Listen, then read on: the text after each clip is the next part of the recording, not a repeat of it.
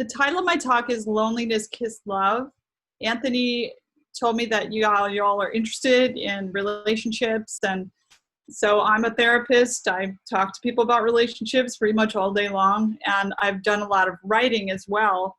And what I did was I took a chapter out of my most recent book. This is shameless promotion, I guess you would say, but it's backwards, but it's 13 Weeks to Joy. 13 Weeks to Joy followed. I have for a long time been very interested in the relationship between the science of psychology and the scriptures, because I believe all the basic principles that we see in the study of psychology scientifically are found in scripture. And I've always loved the intersection of those two things, how science validates the truths of the Bible.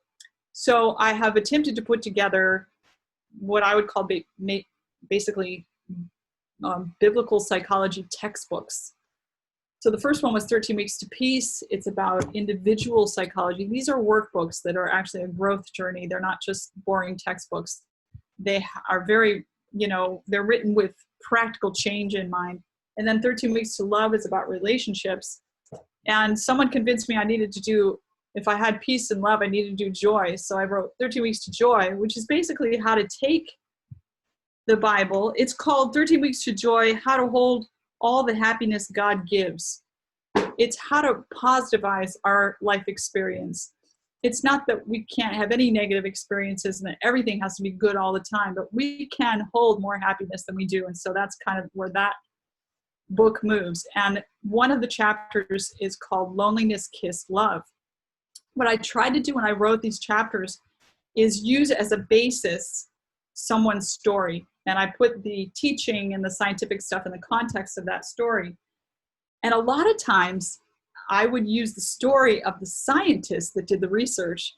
So this is a really cool window into the lives of intellectual people that I'd never really been exposed to before. It turns out they're real people.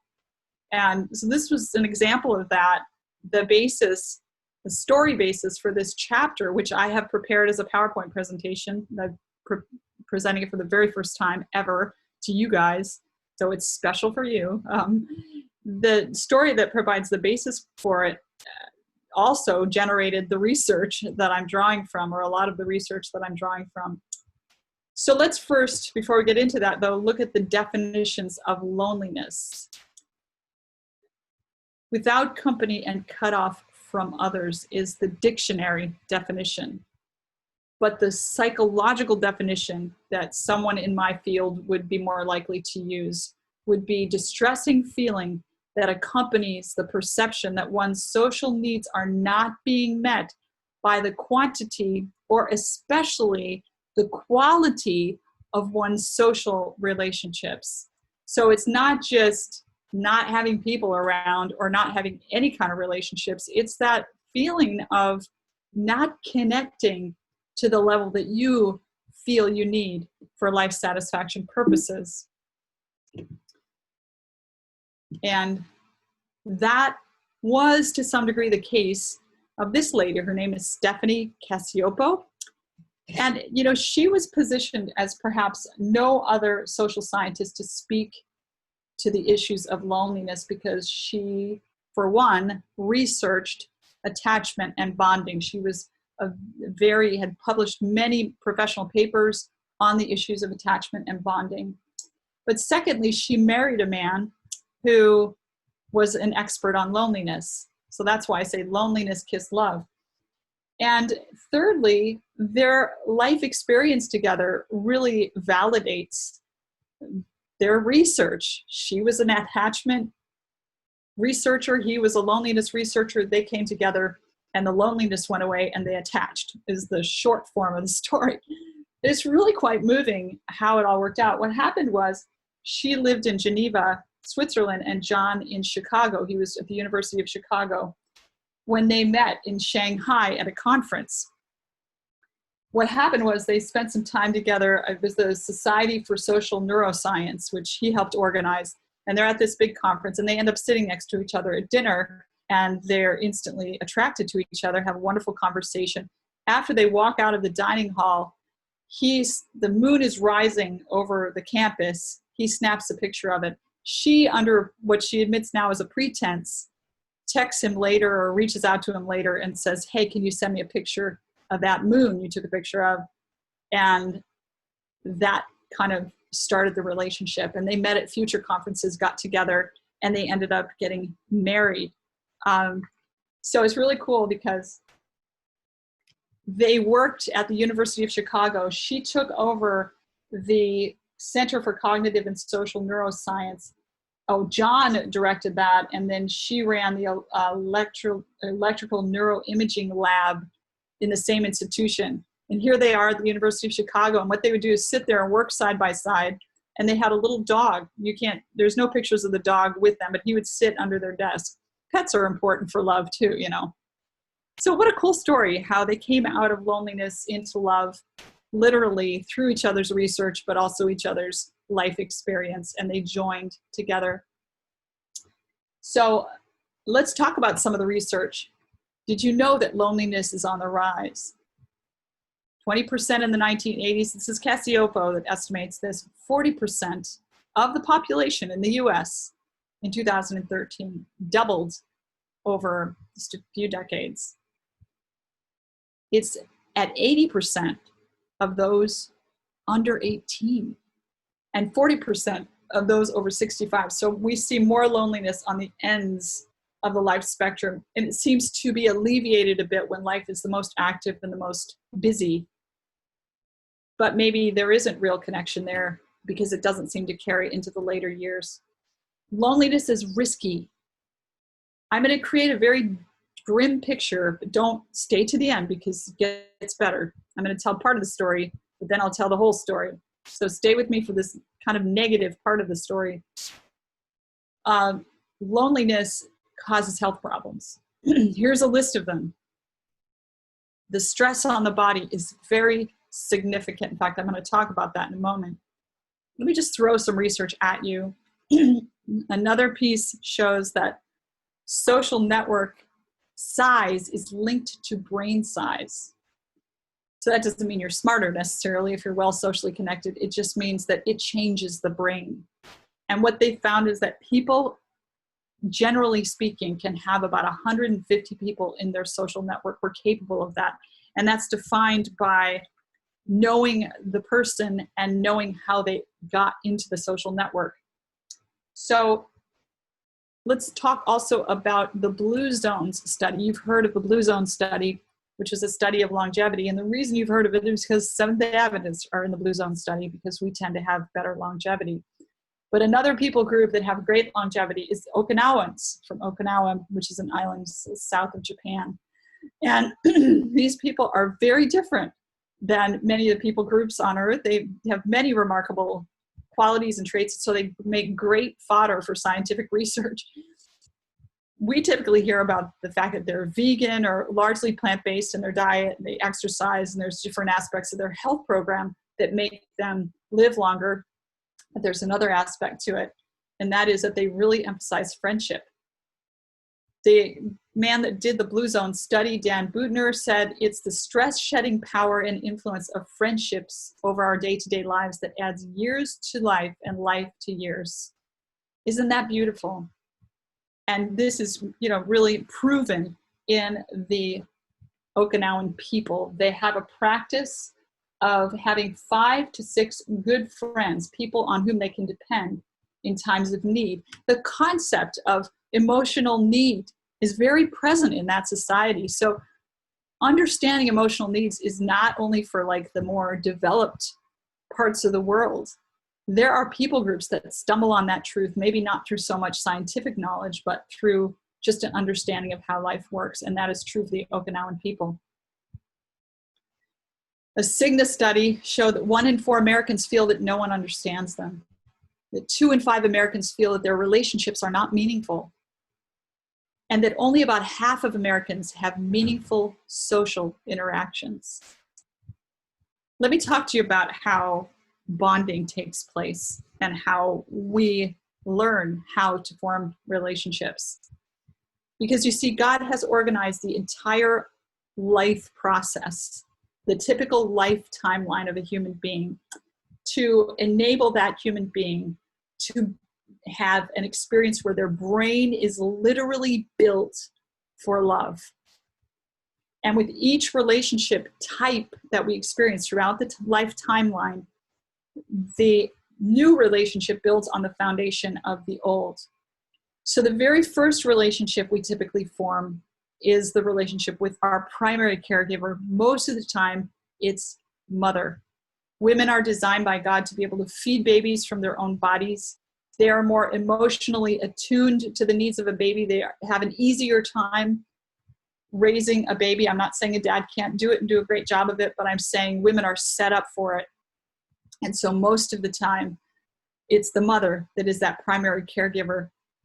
And the father doesn't relate as much to the child until the child is more like, when it's tiny, starts relating more when the child is 3 or so, starts to talk and play. So that initial bond with the primary caregiver is extremely impacting on the brain of the child. If you notice, children's brains are disproportionately large. So if I was like a toddler, my head would fill, children's heads are disproportionately large. If I was a toddler, my head would fill this entire circle. So God is basically leaving room for the brain to grow, because the brain grows so quickly there in infancy. And one of the ways in which the brain grows is relationally, because the ability to love and be loved is wired into the brain step by step throughout life. And so it has to do with brain power. And the mother has much to do with that child's brain being built to love and be loved. And I'm going to go into that more in a moment here.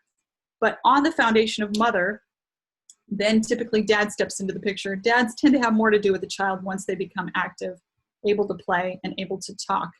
And dads stretch their kids in ways that mothers don't, typically. So mothers tend to nurture, they tend to adapt to their children. Fathers tend to not adapt so much, because men are overall less adaptive, and they tend to stretch the child. Little boy comes to mommy, the skin knee, mommy says, oh, it's a boo-boo. Daddy says, oh, your knee is skin, let's go fishing, and stretches the kid. Both are important and both are needed. Kids do better when they have both a mom and a dad. Then the next relationship in the life timeline is siblings. That's the first kind of more horizontal relationship we experience. But notice that it's also not a chosen relationship. We don't have to run the risks of rejection. We're stuck with a sibling. And by the way, it's the longest relationship that we have. Our siblings are going to be with us. I hope you like your siblings, because they're going to be with you pretty much your whole life in most cases.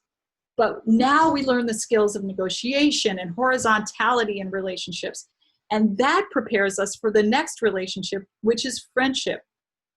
Friends are the first relationship we form outside of our family of origin. So it requires certain skills and risks that no previous relationship has ever required of us. And if it goes according to God's plan, we will have that skill set because of the relationships of the family of origin. I'm not saying it always goes according to God's plan, but I'm saying this is what God had in mind.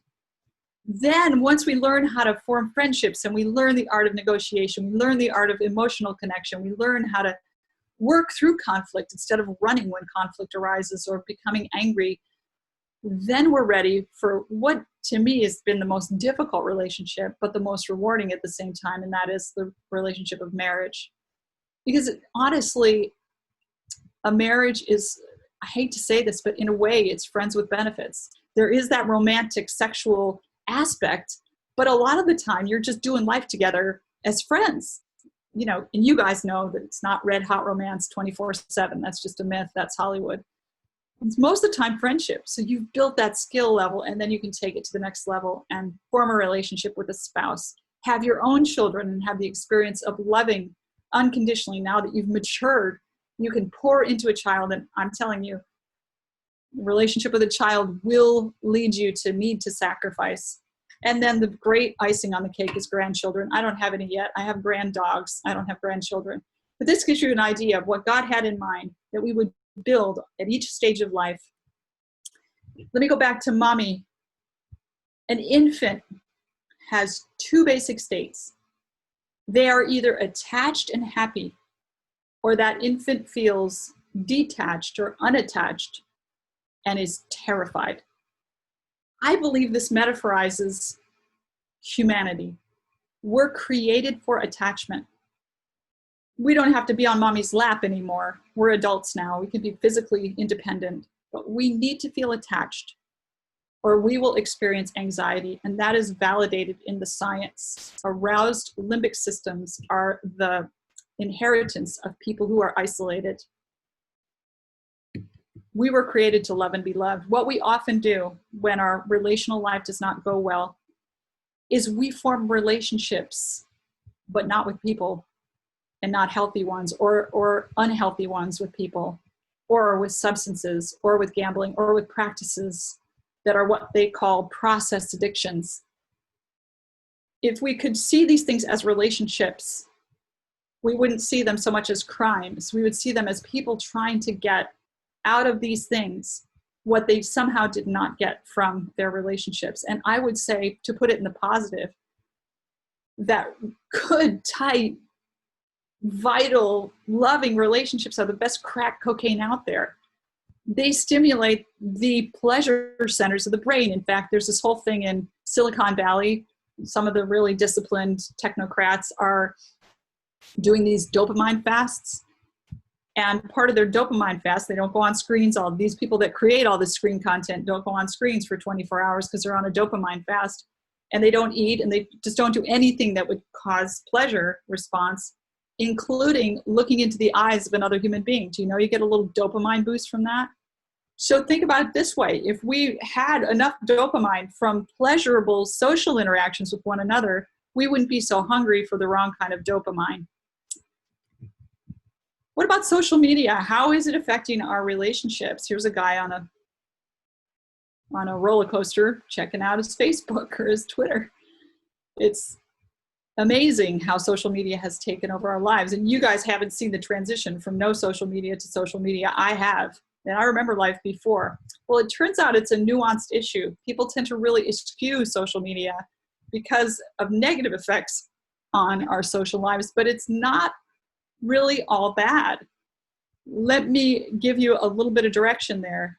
One study looked at college students, and it found that freshmen use of social media had a negative effect on their social life. Senior use of social media had a positive effect. They probed down into why, and the theory that they came up with, I think, is accurate.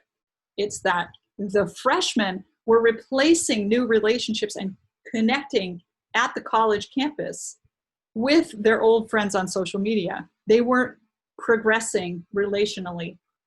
It was displacing healthy local relationships, whereas the seniors were staying connected to actual relationships that they had formed, and so it didn't have that negative effect. So another important aspect of social media use is that we not just scroll and scroll and scroll and scroll. Scrolling, I've seen it in counseling, I've seen it myself. It tends to produce a comparison phenomena where we compare other people's outside with our inside. We know our failures, we know our weaknesses, we know what we look like, we know our limitations, we know we don't have a boyfriend, we know we don't have a lot of money. And then we look at someone else who has all the stuff that we feel impoverished about, and we compare our inside with their outside. And that creates a lot of anxiety and strife. That's what I think scrolling does.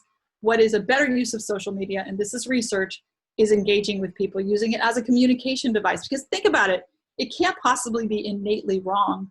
People looking at their phones isn't the end of the world. Even if they're sitting together, it's okay to sit together and think about something else. You don't always have to be in conversation. If so, we would have to catastrophize the printing press, because when the printed materials started coming out, people would sit and read. They weren't always talking to each other. They would sit and read. So let's not catastrophize it, but let's use this wisely. And let's not just scroll, but actually use this as what it was ideally intended for, which is a communication device. So I talked a second ago about loneliness and limbic brain arousal. The limbic brain is the emotional part of the brain, and it's sort of encased in the cerebral cortex, which is the thinking part of the brain. And then it's sort of at the end of the brainstem, which is the physical part of the brain. So each area of the brain has its function. The limbic system is mostly about mediating emotional experiences. The limbic system is not great at factual knowledge. It's not great at reasoning. And so what happens is when the limbic system gets aroused, there tends to be this bottom-up hijacking effect where an individual is emotional to the point where they can't reason anymore.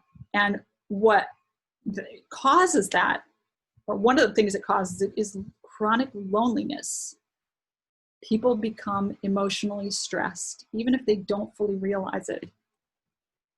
So what needs to happen is the cerebral cortex needs to be re-engaged, and we need to go ahead and allow ourselves to experience those emotions, but also look at the core beliefs coming out of those relations, those emotions.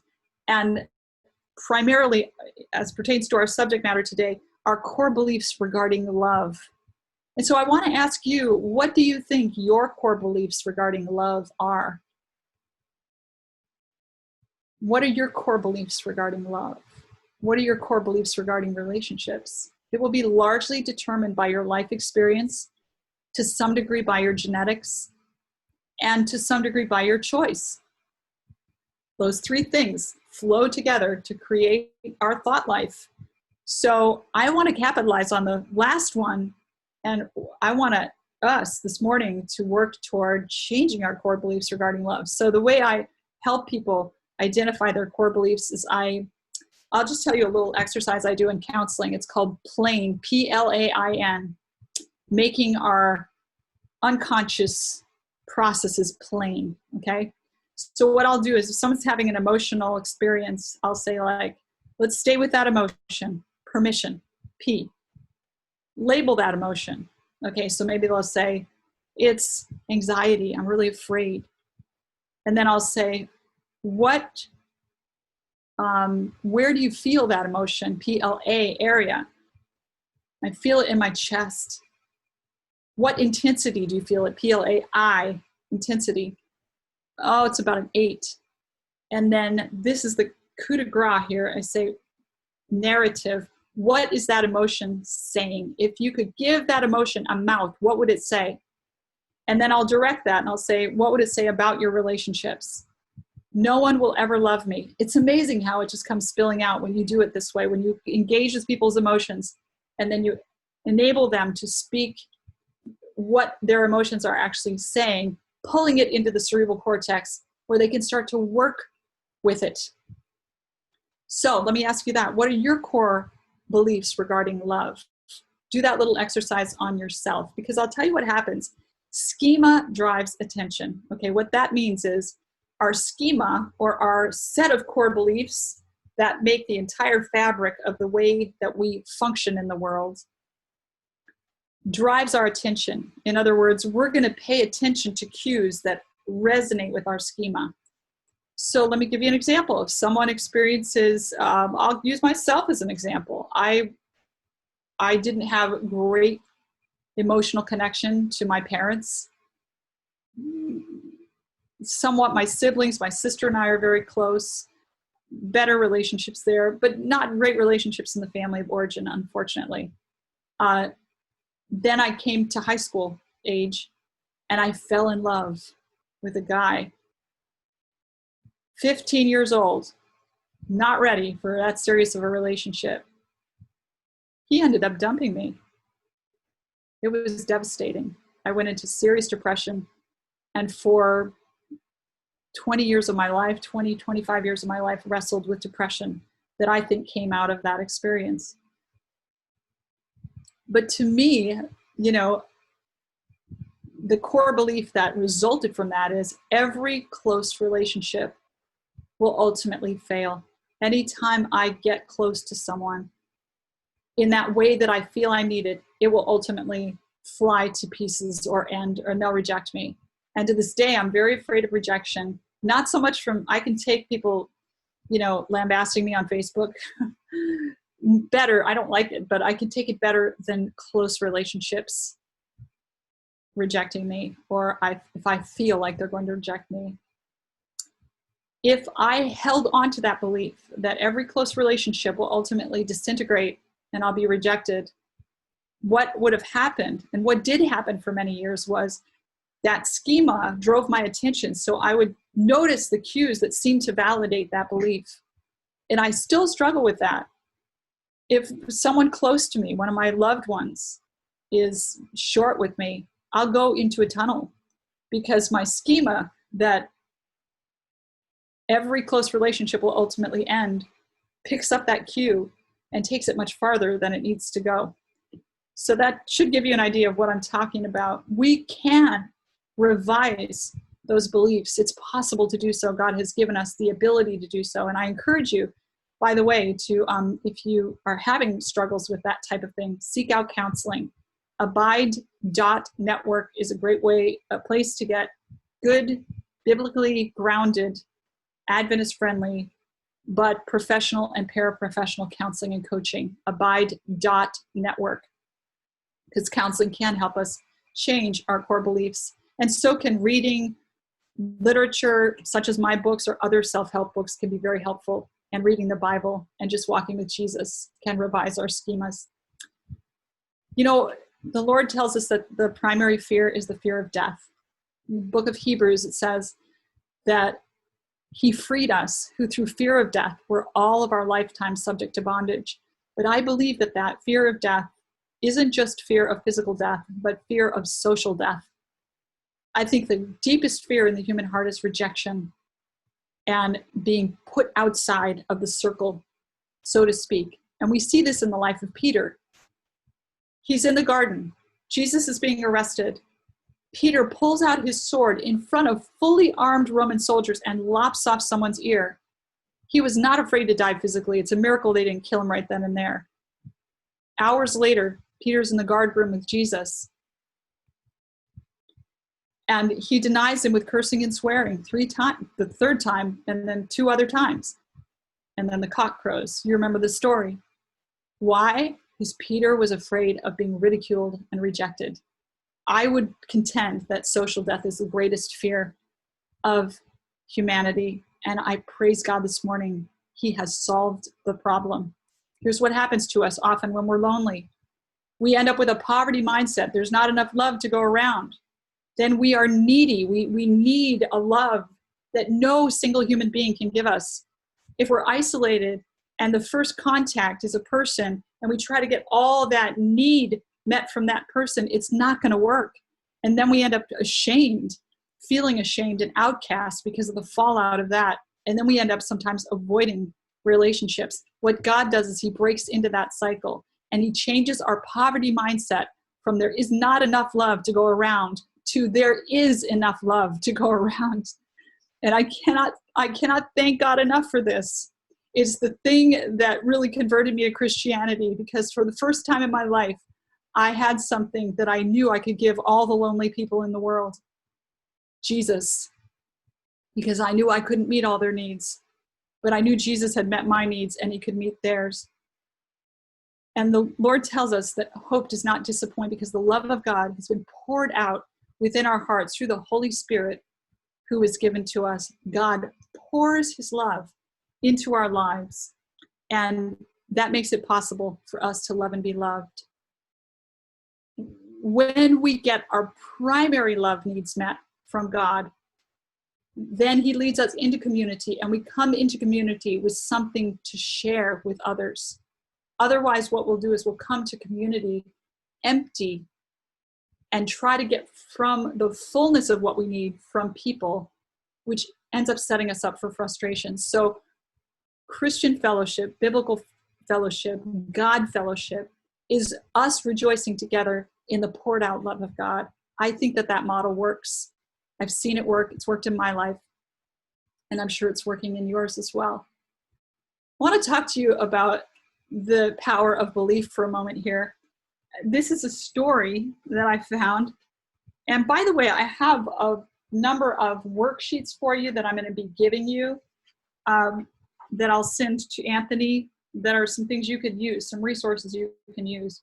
Okay, so I want to tell you this story though, because it highlights the importance of believing, because we know that God loves us and there's no shortness of supply of love. but sometimes we have trouble believing it. So the power of belief.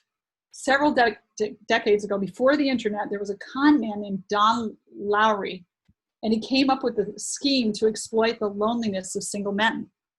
He created a catalog with these beautiful women, and he called them angels. So Angel Susie, Angel Lucy, Angel, Tanya, and so forth. And the men would write, they would, for a fee, write to the angel, send the letter, and he'd give them an address, and Don Lowry would write them back. And this correspondence would take place, and the men would keep paying into the company because they felt less alone. Well, he ultimately fabricated an angel heaven called Shanda Za, where he said men could eventually come to live if they donated money to keep it running. Between 1982 and 1985, over 30,000 men donated over $4.5 million, and that would be over 14 million in today's currency. He cashed in big time on loneliness. But what finally happened was he got caught. One of his angels got in a car accident, wrecked her car. He took pictures of it, went to his network, showed the pictures, and said donate to her medical expenses, then kept the money. And she filed a police report on him, and he got caught and went to prison. But it was interesting because several of the men who had been his customers came to his trial and defended him. Why? Because they said, he made our lives a little bit less lonely. Even if it was a delusion or an illusion anyway, it still took the edge off our loneliness.